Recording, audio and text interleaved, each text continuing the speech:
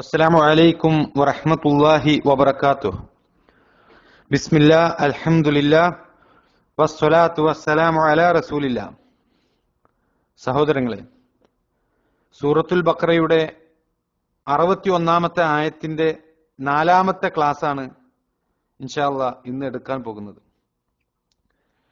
മൂസാ നബി അലൈഹിസ്സലാമയുടെ അനുയായികൾ അള്ളാഹുവോട് പ്രാർത്ഥിക്കാൻ പറഞ്ഞ കാര്യങ്ങൾ, അതായത് സിനാ പർവ്വതത്തിൽ വെച്ച് അവർക്ക് ലഭിച്ചുകൊണ്ടിരുന്ന ഒരേ തരത്തിലുള്ള ഭക്ഷണം അത് മാത്രമായി കഴിക്കാൻ അവർക്ക് സാധിക്കില്ല എന്നും അതിന് പകരമായി മണ്ണിൽ മുളച്ചുണ്ടാവുന്ന തരത്തിലുള്ള ഏതാനും ഭക്ഷണങ്ങൾ അവർക്ക് വേണ്ടി ഉൽപ്പാദിപ്പിച്ചു കൊടുക്കുവാൻ അള്ളാഹുവോട് മൂസാ നബി അലൈഹിസ്സലാം പ്രാർത്ഥിക്കണമെന്ന് ബനു ഇസ്രായേലിയർ ആവശ്യപ്പെട്ടു.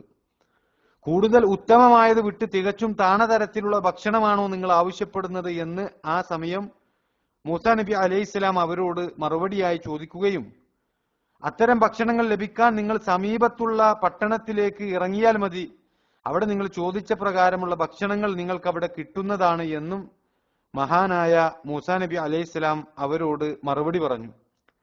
ശേഷം അള്ളാഹു സുബ്ഹാനഹു വ തആല ബനു ഇസ്രായേലിനെ കുറിച്ച് പറഞ്ഞു, അവരുടെ മേൽ നിന്ദ്യതയും പതിതത്വവും അടിച്ചേൽപ്പിക്കപ്പെട്ടു, അവർ അള്ളാഹുവിന്റെ പക്കൽ നിന്നുള്ള കോപവും കൊണ്ട് മടങ്ങി എന്ന് അള്ളാഹു സുബ്ഹാനഹു വ തആല അവരെ കുറിച്ച് നമുക്ക് പറഞ്ഞു തരികയാണ്. കഴിഞ്ഞ 3 ക്ലാസ്സുകളിലായി ഇത്രയും കാര്യങ്ങളാണ് ഈ 61-ാമത്തെ ആയത്തിന്റെ പഠനവുമായി ബന്ധപ്പെട്ടുകൊണ്ട് നമ്മൾ പഠിച്ചത്. ഇനി ഇന്ന് ഈ ആയത്തിൽ അവരെ കുറിച്ച് അള്ളാഹു പറഞ്ഞ കാര്യങ്ങളാണ് നമ്മൾ പഠനവിധേയമാക്കാൻ പോകുന്നത്. അള്ളാഹു സുബ്ഹാനഹു വ തആല ബനു ഇസ്രായേലിനെ കുറിച്ച് ശേഷം പറയുന്നത്, ذلك بأنهم كانوا يكفرون بآيات الله ويقتلون النبيين بغير الحق. അവർ അല്ലാഹുവിന്റെ ദൃഷ്ടാന്തങ്ങളെ നിഷേധിക്കുകയും പ്രവാചകന്മാരെ അന്യായമായി കൊലപ്പെടുത്തുകയും ചെയ്തിരുന്നത് നിമിത്തമാകുന്നു. ذلك بما عصوا وكانوا يعتدون. അത് അവർ അനുസരണക്കേട് ചെയ്തതും അവർ അതിക്രമം പ്രവർത്തിച്ചിരുന്നതും നിമിത്തമാകുന്നു എന്ന. അതായത് ബനു ഇസ്രായേലിയരുടെ മേൽ നിന്ദ്യതയും പതിതത്വവും അടിച്ചേൽപ്പിക്കപ്പെടാൻ കാരണമായത്, അള്ളാഹുവിന്റെ പക്കൽ നിന്നുള്ള കോപവും കൊണ്ട് ഈ ആളുകൾ അവർ ബനു ഇസ്രായേലർ മടങ്ങുവാൻ കാരണമായത്, ഇവിടെ അള്ളാഹു പറഞ്ഞ ഗുരുതരമായ കാരണങ്ങളാണ്. അള്ളാഹുവിന്റെ ദൃഷ്ടാന്തങ്ങളെ അവിശ്വസിക്കുന്ന സ്വഭാവമുള്ള ആളുകളാണ് ഈ ബനു ഇസ്രായേലർ. അതുപോലെ തന്നെ ഒരു ന്യായവുമില്ലാതെ അവരിലേക്ക് നിയോഗിച്ച പ്രവാചകന്മാരെ കൊല ചെയ്യുന്ന പ്രവണതയുള്ള, അള്ളാഹുവിന്റെ കൽപ്പനകളെ അനുസരിക്കാത്ത പ്രകൃതമുള്ള, അതിക്രമം പ്രവർത്തിക്കുവാൻ യാതൊരു മടിയുമില്ലാത്ത ഒരു ജനതയായതുകൊണ്ടാണ് അള്ളാഹുവിന്റെ കോപം ഈ ജൂതന്മാർക്ക് ലഭിക്കാൻ കാരണമായത്. സഹോദരങ്ങളെ, ഈ സ്വഭാവങ്ങളൊക്കെ ഇവരിൽ പതിവായി കാണപ്പെടുന്ന ഒരു സ്വഭാവമാണ് എന്നാണ് നമ്മൾ പ്രത്യേകം മനസ്സിലാക്കേണ്ട വിഷയം. നിങ്ങൾ നോക്കൂ, ഇവിടെ അള്ളാഹു സുബ്ഹാനഹു വ തആല ചൂണ്ടിക്കാണിച്ച ഈ 4 സ്വഭാവങ്ങൾ, അതിൽ പ്രവാചകന്മാരെ കൊല ചെയ്യുന്ന വിഷയങ്ങൾ മാറ്റി നിർത്തിയാൽ ബാക്കി എടുത്തു പറഞ്ഞ മറ്റു 3 സ്വഭാവങ്ങളും അത് മൂസാ നബി അലൈഹിസ്സലാമിയുടെ കാലത്ത് തന്നെ, അതായത് മൂസാ നബി അലൈഹിസ്സലാം ജീവിച്ചിരുന്ന കാലത്ത് തന്നെ ബനു ഇസ്രായേലിൽ പ്രകടമായിരുന്ന സ്വഭാവങ്ങളായിരുന്നു.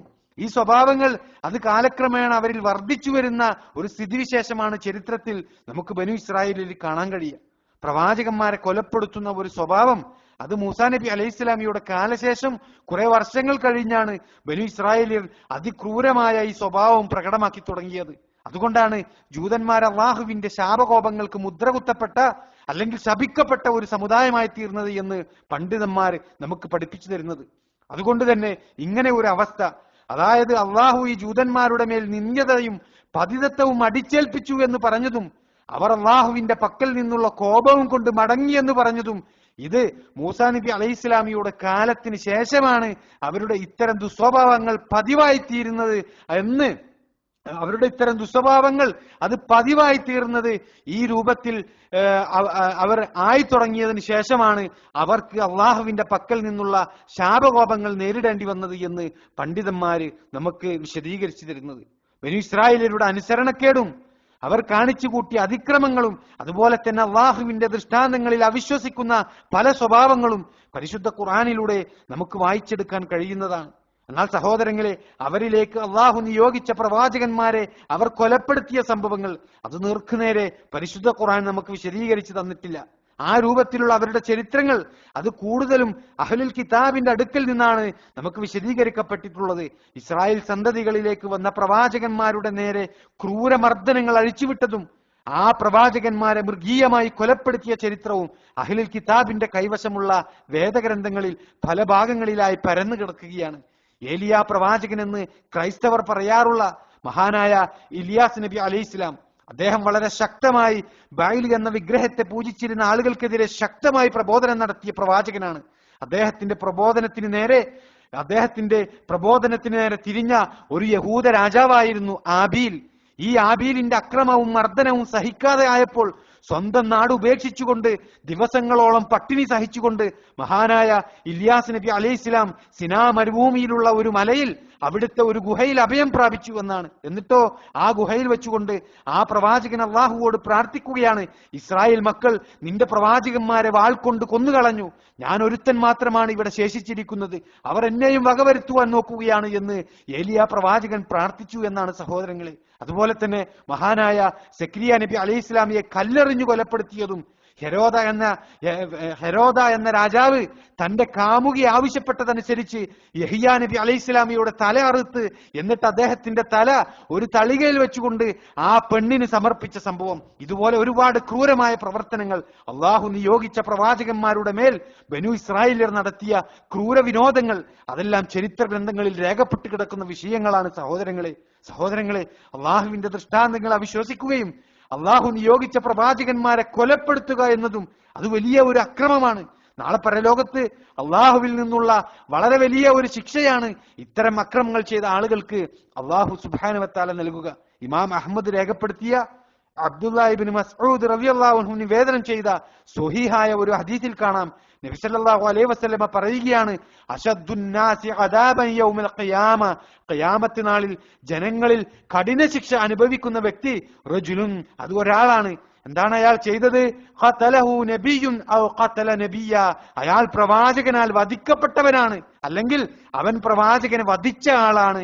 വ ഇമാമുൽ വലാല, പിന്നെ വഴികേടിന്റെ ഇമാമും. വ മുമസ്സിലും മിനൽ മുമസ്സിലീൻ, മരിച്ചുപോയ ശരീരത്തെ അല്ലെങ്കിൽ മയ്യത്തിനെ വികൃതമാക്കുന്നവനുമാണ് എന്ന് നബി സല്ലല്ലാഹു അലൈഹി വസല്ലമ നമുക്ക് അറിയിച്ചു തരികയാണ്. അപ്പോൾ സഹോദരങ്ങളെ, ചുരുക്കത്തിൽ ഇസ്രായേൽ സന്തതികൾ അവർ അള്ളാഹുവിന്റെ ശാപകോപങ്ങൾക്ക് വിധേയരാകുവാൻ കാരണം ഇവിടെ വിശദീകരിച്ച അവരുടെ ഹീനമായ പ്രവർത്തനങ്ങളാണ് എന്നാണ് ചുരുക്കി നമ്മൾ മനസ്സിലാക്കേണ്ടത്. ഇതോടെ സഹോദരങ്ങളെ, സൂറത്തുൽ ബഖറയുടെ 61-ാമത്തെ ആയത്തിന്റെ വിശദീകരണം അവസാനിക്കുകയാണ്. ഇനി നമുക്ക് ഈ ആയത്തിന്റെ തജ്വീദോടുകൂടിയുള്ള പാരായണമാണ് നമുക്ക് പഠിക്കാനുള്ളത്. അതിനായി ഷെയ്ഖ് യാസിർ ബിൻ ഹംസ ഹഫിദഹുല്ലാഹ് അദ്ദേഹം നമുക്ക് അയച്ചു തന്ന ഖുർആൻ പാരായണത്തിന്റെ ക്ലിപ്പ് ഇവിടെ പേസ്റ്റ് ചെയ്യുന്നു. എല്ലാവരും അത് ഉപയോഗപ്പെടുത്തുക. അല്ലാഹു സുബ്ഹാനഹു വ തആല അനുഗ്രഹിക്കുമാറാകട്ടെ.